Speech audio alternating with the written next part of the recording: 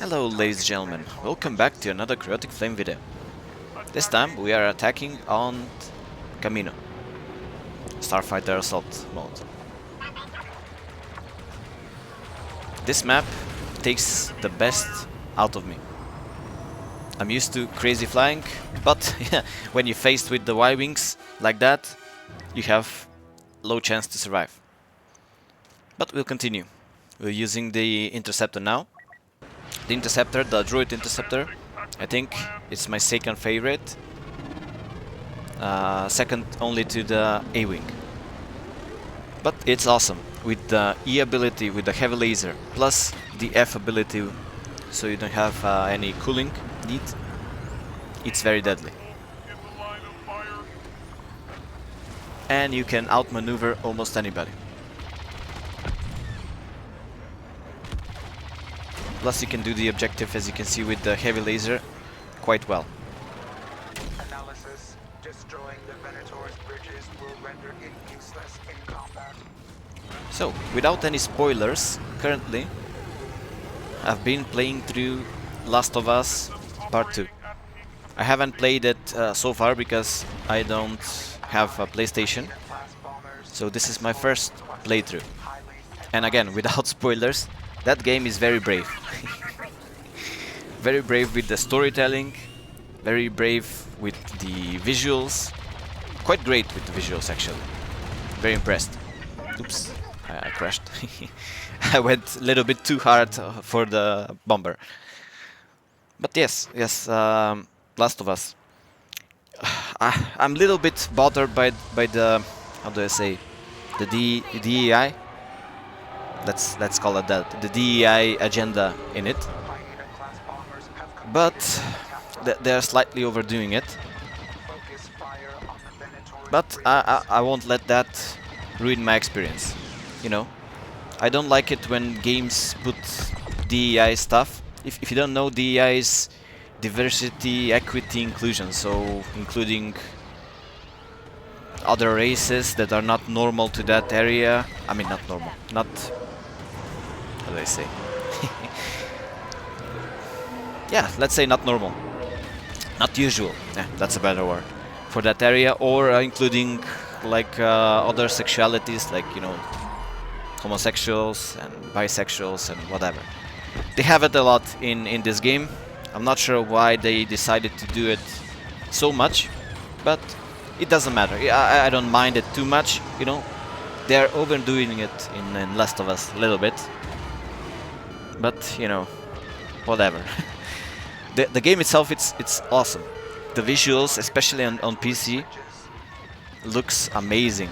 The combat is quite fluid. The aiming is a little bit, how to say, not precise, but I think that that's with a good reason, you know, just so you can feel you're playing a horror game. Otherwise, if you can aim perfectly, as you can, for example, in Battlefront 2, then it will be too easy. But also, the enemies, for example, they react very nicely. If you kill somebody in front of them, they slightly panic and get angry and chase after you harder. Which, you know, I haven't seen that much of that in games. My closest comparison would be Red Dead Redemption 2.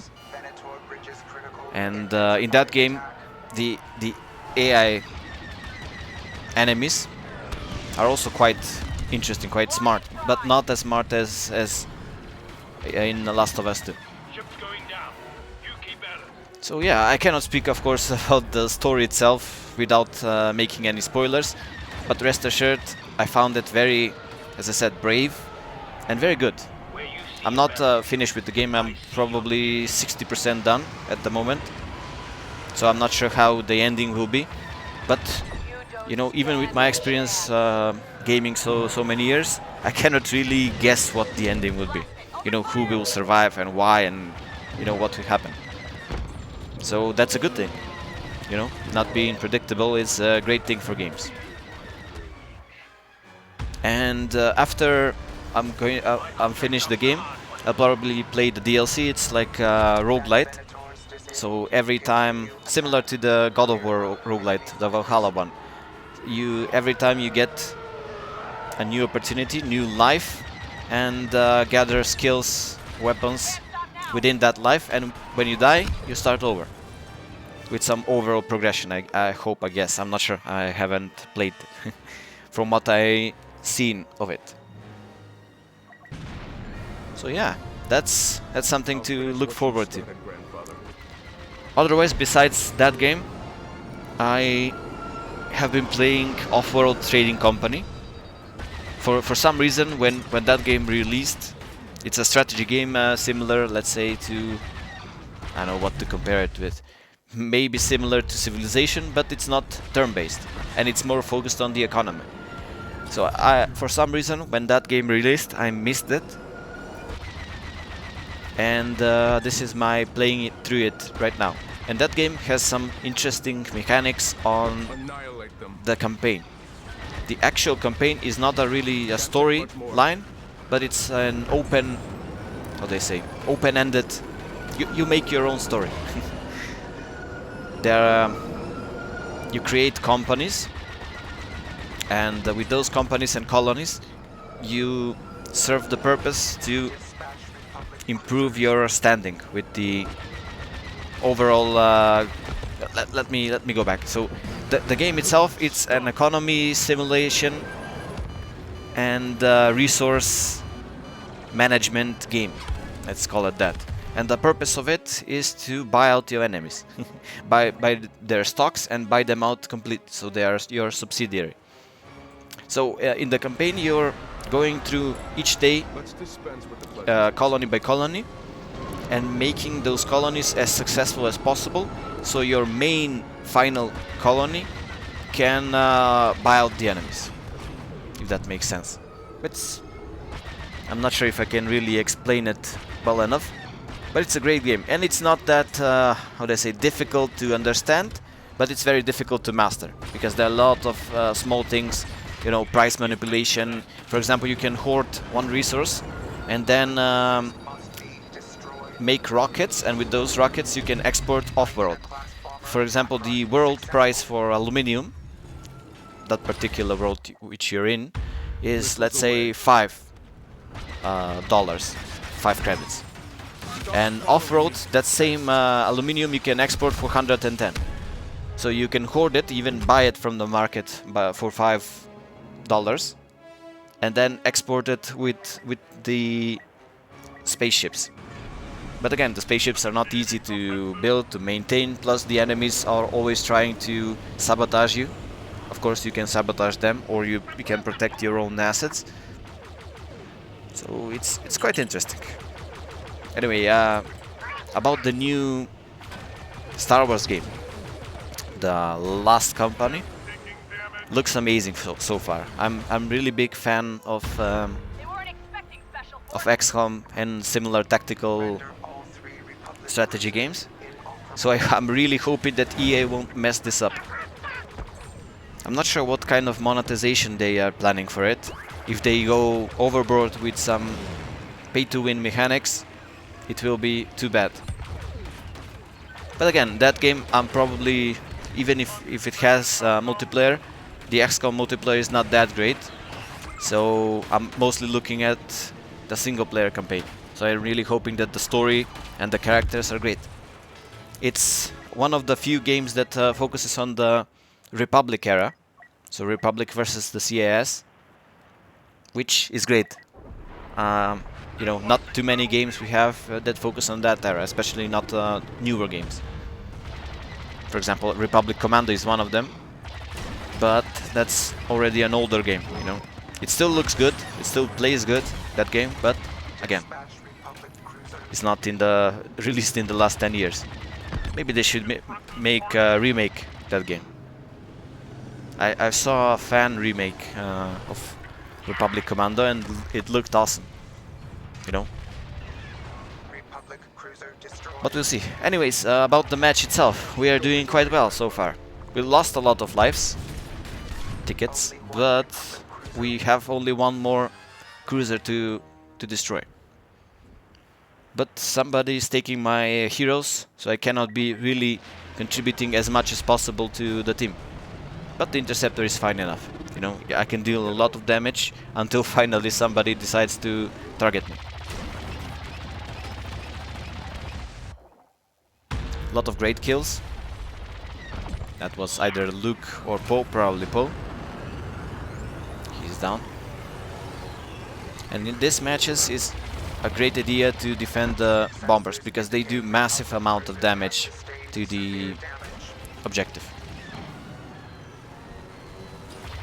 This guy, Corin Andrew, always likes to use bombers. And even if he used Luke there, but he played it like a bomber. I'm not sure, he didn't move enough for my taste.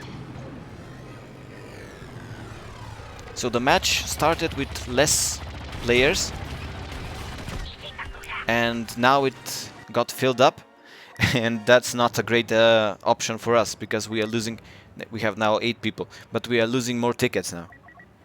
Depends on who those players are. You know, one good player is better than 3 normal players, but you know, again, you cannot choose your teammates. It is what it is.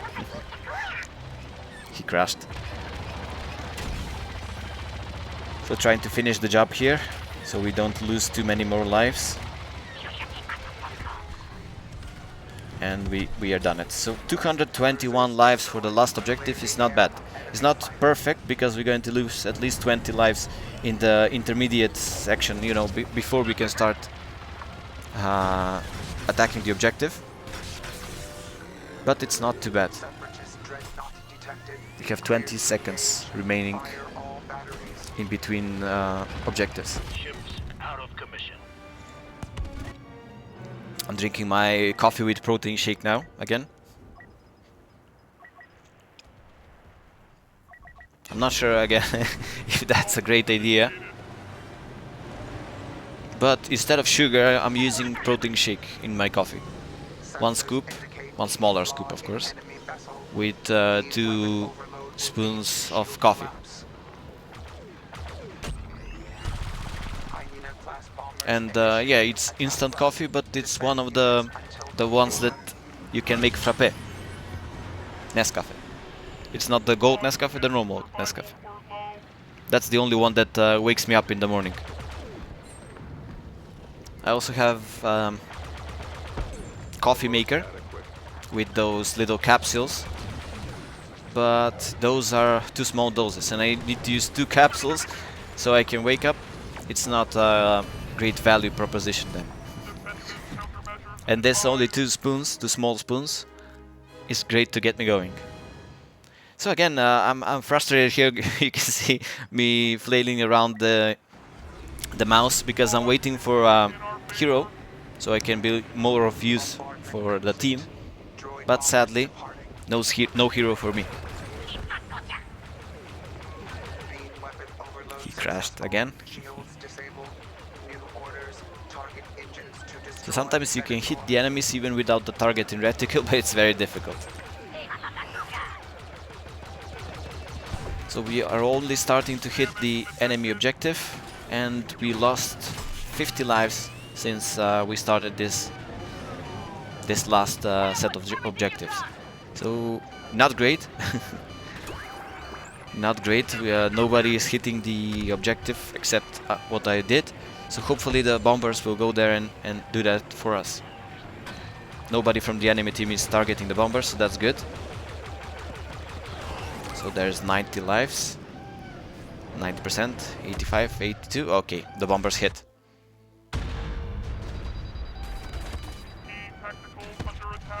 I'm trying to gain a position to target the engines.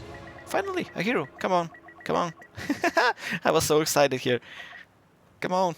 1 more second. Yes, Kylo is mine. And I'll probably lose it now. But I finally gained a hero from the very beginning. I didn't have a single hero.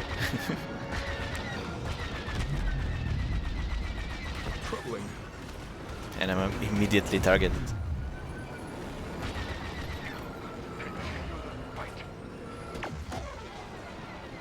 Oh. That's probably that Corin Andrew guy.